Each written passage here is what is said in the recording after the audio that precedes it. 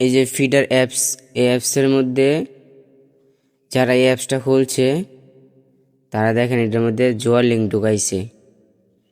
আপনারা এটার মধ্যে ঢুকবেন, অ্যাড দেখলে তারা পাবে 116 টাকা, বাংলাদেশের টাকা 116 টাকা পাবে তারা। এই বাঙালিরা দেশটার ধ্বংস করে লাইব ওদের শুধু জুয়ার লিঙ্ক দিয়া। এই ফিডার অ্যাপস ফেসবুক কোম্পানির সাথে টাক্কর দেওয়ার জন্য অ্যাপসটা খুলছে। টাক্কর দিতে পারবে না ফুতাইতেরা।